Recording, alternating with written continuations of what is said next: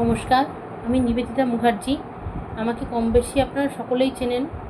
আমার লেখা, গান লেখা, ইউটিউব ভিডিও, চ্যান্টিং এবং যেটা ক্রিয়েশনের চ্যানেল, সেগুলির মাধ্যমে নিবেদিতা ক্রিয়েশন চ্যানেলটাও আপনারা সাবস্ক্রাইব করে রাখবেন। আর এখানে আপনারা এই যে বইগুলি আসছে, যেমন বাংলায় চণ্ডীপাঠ, ভৌতিক গল্প সংকলন বা দেবী দুর্গা অষ্টোত্তর শতনাম, এগুলো এসেছে, তো এগুলো সম্বন্ধে আপডেট পাবেন।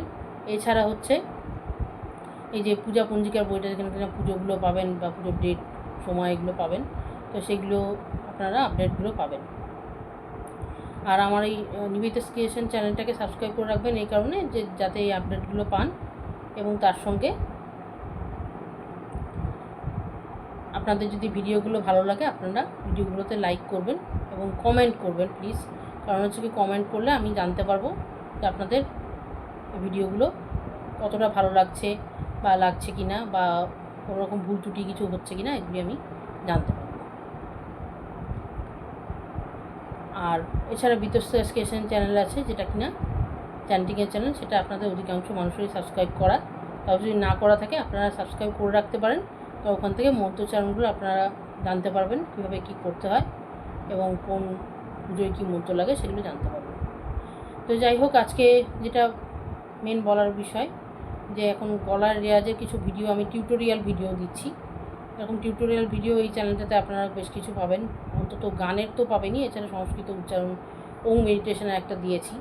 তো সেই ভিডিওগুলো দেখে নেবেন এবং ভালো লাগলে কমেন্ট করে জানাবেন, ভালো না লাগলেও জানাবেন, কোনো ত্রুটি হলে জানাবেন, আমি সেটা রেকটিফাই করার অবশ্যই চেষ্টা করব। তো আজকে গলার রেওয়াজের আর একটা ভিডিও দিচ্ছি। আজকে আমি বলছি যে সরগমগুলো সম্বন্ধে আমি বলছি। সরগমগুলো বলে দিই যে গানের 7টি স্বর থাকে, এই 7টি স্বরের উপর বিলং করে সমস্ত বেস করে সমস্ত গান বা যত রকম গান আছে, গান হোক ক্লাসিক হোক, সমস্ত কিছু হয়। তো আমি এটা দেখাচ্ছি। সা রে গা মা পা ধা নি, এগুলো হচ্ছে শুদ্ধ স্বর। নি অবধি। আপনারা বলতে পারেন যে সাটা কেন বললাম না। সাটা হচ্ছে এই যে সা, এই সাটা হচ্ছে মধ্য সপ্তকের সা, আর সা এটা হচ্ছে তার সপ্তকের সা। আমি জি ফ্ল্যাটে করি, সে আপনি যে কোনো ফ্ল্যাটে করতে পারেন, জি ফ্ল্যাটে করতে পারেন, বি ফ্ল্যাটে করতে পারেন, সেটা নিয়ে না পরে বলবো, আজকে অত কিছু বলছি না। আজকে যেটা বলছি মানে সেটা পরে জানার বিষয়, এখন সেটা বলার বিষয় নয়। এখন যেটা বলছি এইটা হচ্ছে আমি যেটা এতক্ষণ দেখালাম, অর্থাৎ সা রে গা মা পা ধা নি সা, এই তো এটা হচ্ছে মধ্য সপ্তক, মানে উদারা মুদারা তারা, মুদারা। আর এইটা হচ্ছে আগেরটা দেখাচ্ছে উদারা মধ্য সপ্তক, যেটা নিচের দিকে সেটা দেখুন, সা নি ধা পা,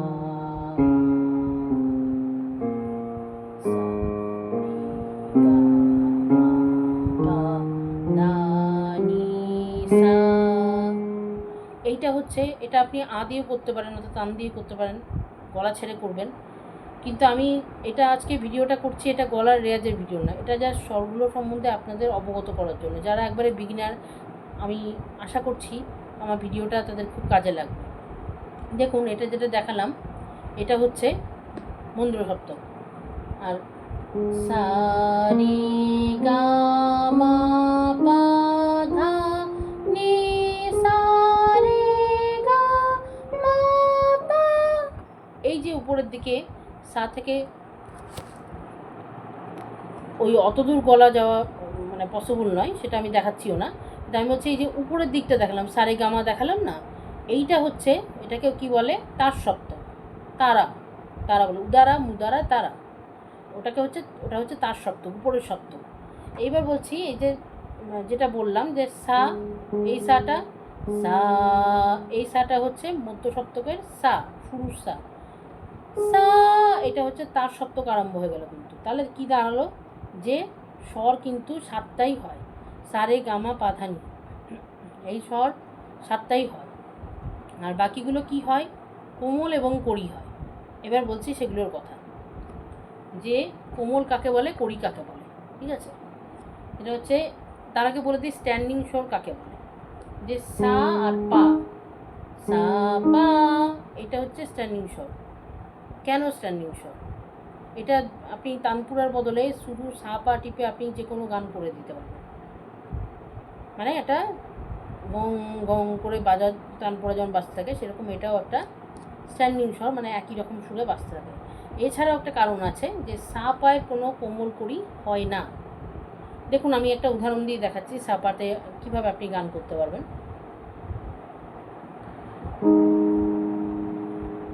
আমার প্রাণের গভীর গোপন মহাপন সে কি। পিয়ানোতে হয়তো একটু বুঝতে অসুবিধা হবে, আমি একটা অন্য ভয়েসিং দিয়ে দেখাচ্ছি। এই ভয়েসিং মিউজিকগুলো সম্বন্ধেও আমি একটা অন্য ভিডিও করে দেবো সিনথেসাইজারে, অন্য ভয়েসিং দিয়ে দেখাচ্ছি। আমার প্রাণে গভীর গোপন মহাপন সে কি। তো নিশ্চয়ই আপনারা দেখলেন যে এটার মাধ্যমে আমি কি করে দেখালাম, অর্থাৎ সার পার্ট হচ্ছে স্ট্যান্ডিং সুর। আশা করি বোঝাতে পেরেছি। এবার দেখুন কোমল করি, সা রে, এটা কি বলুন তো? শুদ্ধ স্বর।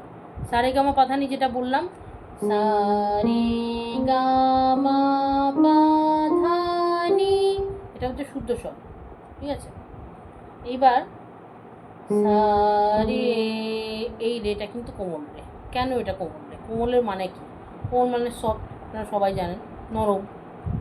এইবার এই যে সা রে, এই রে সবসময় আগে থাকে, মানে রিডের ক্ষেত্রে এই রে সবসময় আগে থাকে, কোমলগুলো আগে থাকে। সা রে, সা গা, সা গা, সা। এবার মাটা একটু অন্যরকম হয়, মাটা আমি পরে বলছি। সা রে গা মা পা ধা, এই ধাটা শুদ্ধ তো? দেখুন দেখাচ্ছি কোমলটা, সা রে গা মা পা ধা ধা ধা, এটা হচ্ছে কোমল ধা, যেটা কিনা ভৈরবে ব্যবহৃত হয়, ভৈরবে ব্যবহৃত হয়। নিটা বলছি, ধানি ধানি, এটাও নিটা আগে, কোমলটা। আর সা সা এটা তো বললামই স্ট্যান্ডিং সুর। এবার মাটা বলি, মাটার ক্ষেত্রে কড়ি মা বলে। কেন বলে? কারণ কড়ি মা সবসময় মায়ের রিডটার ক্ষেত্রে, মানে হারমোনিয়ামের বা কিবোর্ডের রিড যেটা হয়, মানে সিনথেসাইজারে সবই এক, সেখানে যে রিডটা হয় সেই রিডটা এইগুলো আগে হয়, আর ওই ক্ষেত্রে মায়ের পরে হয়, সবসময় পরে হয়, ওটা তীব্র, তাই পরে বলি। এবার এটা ধরুন কোমল মানে কি? নরম, নরম করে কথা মানুষ আগে বলে, তবে ভালো কাজ হয়, আর কড়া করে কথা পরে বলে।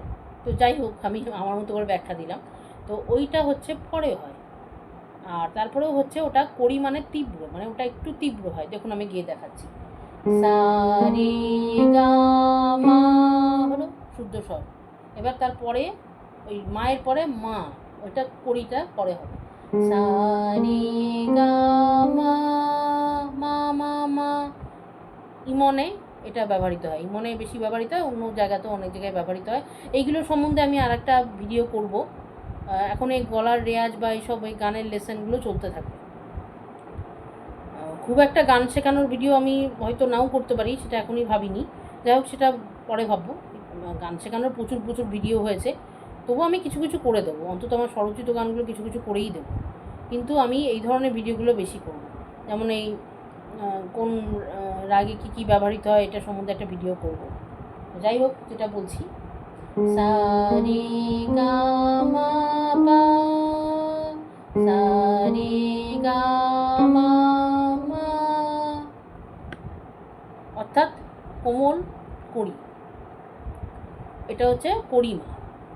দেখুন এবার আমি একটা লেসন আপনাদের বলছি, এটা আমি পরবর্তীকালে আবার বলবো। কোমল কড়ির একটা লেসন আমি আপনাদের দেব, যেটাতে আপনারা কোমল কড়িগুলো খুব ভালো অভ্যাস করতে পারবেন। তবু আমি এখন একটুখানি বলে দিচ্ছি, একটা লেসন আমি দিচ্ছি, এটা একটু পারলে প্র্যাকটিস করবেন। এটা প্র্যাকটিস করলে এটাও বলে দিচ্ছি, হয়তো আপনাকেও আশেপাশে অনেকে বলতে পারে এসব কী গাইছিস বেসুর টেসুর, কী সব শিখিয়ে দিয়েছিস ওকে, কান দেবেন না। এটাতে আপনার কোমল করি ধারণটা একদম স্পষ্ট হয়ে যাবে। দেখুন, সা রে গা মা পা ধা নি সা, সা নি ধা পা মা গা রে সা, হলো তো? সা রে গা মা পা ধা নি সা, সা নি ধা পা মা গা রে সা, অনেকটা পুরবি এরকমভাবে হয়। এবার আমি দেখাচ্ছি আপনাকে, কোমল করি মিশিয়ে দেখাচ্ছি। একটু বেসুরো লাগতে পারে, একদম প্লিজ ক্ষমা করে দেবেন আমাকে। মানে বেসুরো মানে কি, গানটা স্বরগমগুলো বাজালেই ওরকম মনে হবে, কিন্তু এটা করবেন অবশ্যই। এটা করলে কিন্তু আপনার কোমল করি ধারণাগুলো একদম স্পষ্ট হবে। সা রে রে গা গা মা মা পা ধা ধা নি নি সা, সা নি নি ধা ধা পা মা মা গা গা রে রে সা। এটা যদি ঠিক ঠিক করতে পারেন, আমি ঠিক ঠিক স্বর লাগিয়ে করলাম, তাহলে কিন্তু আপনার কোমল করি ধারণাটা একদম স্পষ্ট হয়ে যাবে।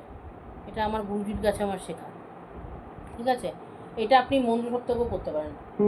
আমি আগে এটা আদি একবার দেখিয়ে দিই।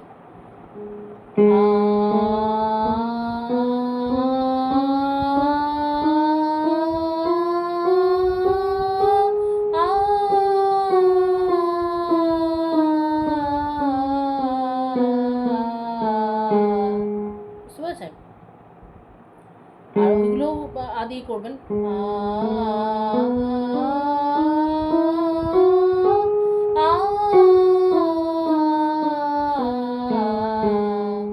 আবার আপনি এমনি যেতে পারেন, মানে শুধু করি মানিয়ে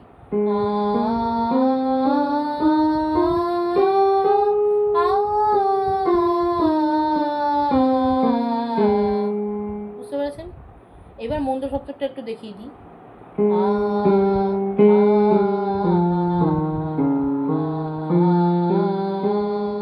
আপনি পারলে সা অবধি যাবেন, কিন্তু যদি গলা পারমিট না করে জোর করে যাওয়ার কোনো দরকার নেই, একটু একটু করে নামুন।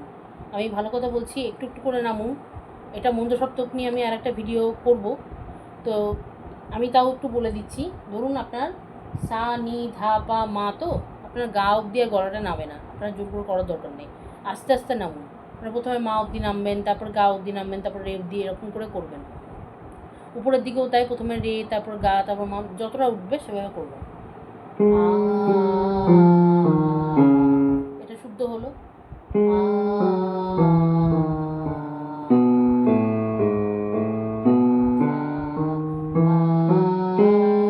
আবার আমার নামছে, আমি নেমে যাচ্ছি, তাই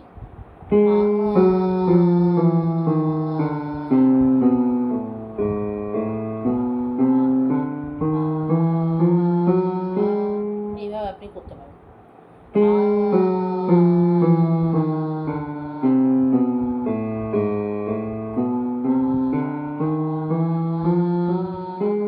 শুদ্ধ এবং কোমল মিশিয়ে করে দিলাম। আরেকবার দেখাচ্ছি।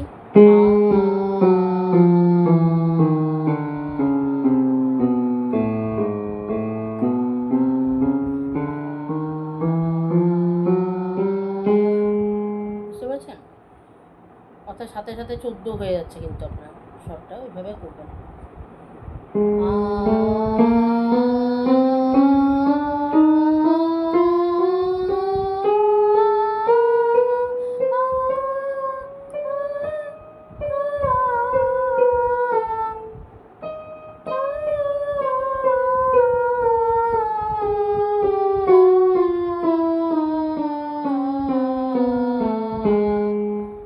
আমার গলাটা পা অবধি যায় ভালো করে, ধা অবধি একটু ঠোঁট দিয়ে কোনো আস্তে করে গাইলে যায়, কিন্তু সেটা আমি এখন চেষ্টা করলাম না, কারণ গলাটা একটু বসা আছে। তো যাই হোক, জোর করে চেষ্টা করার দরকার নেই, যতদূর আপনার আটা ঠিক হবে, মানে আপনার গলাটা পরিষ্কার যাবে, ততদূরই করবেন। তো আরেকটা লেসন খুব ছোট্ট করে বলে দিই, এটা আমি আলাদা একটা ভিডিও করবো, ওই জন্য বেশি করে বলছি না। দেখুন, আমি আগের দিন বলেছিলাম সারে গারে সারে গামা গারে, সা রে গা রে সা, আমি আ দিয়ে সরাসরি দেখিয়ে দিচ্ছি না।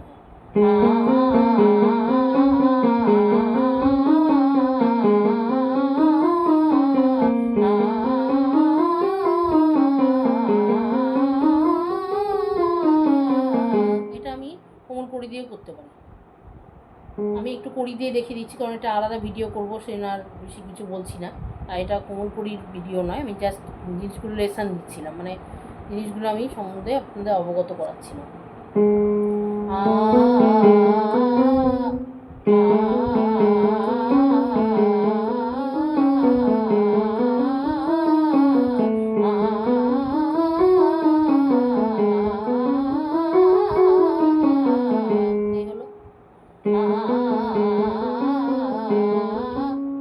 এটা ধরুন আমি শুদ্ধ মা ব্যবহার করছি, আমি যে কড়ি মা ব্যবহার করি।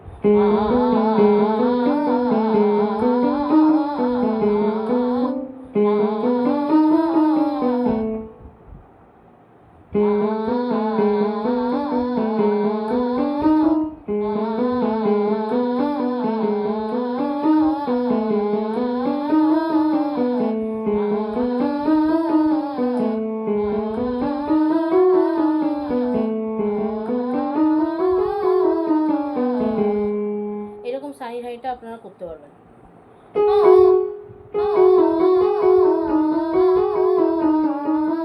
এইভাবে আপনারা করতে পারবেন, আমি পুরোটা দেখালাম না। তো এইভাবে আপনারা কোমল কড়ির ধারণাটা একদম স্পষ্ট করুন। আমি ওইটা শুধু জ্ঞান বলবো না, ওইটা লেসনটা দেওয়ার জন্য, যে ওইটা কীভাবে কী হয় এবং কাকে কী বলে স্বরগমগুলো বলার জন্য, আমি দেখিয়ে দেওয়ার জন্যই আমি বললাম। তো যাই হোক, আর এই লেসনগুলো একটু ছোটো ছোটো বলে দিলাম, এটা আমি পরে একটা ভিডিও করব।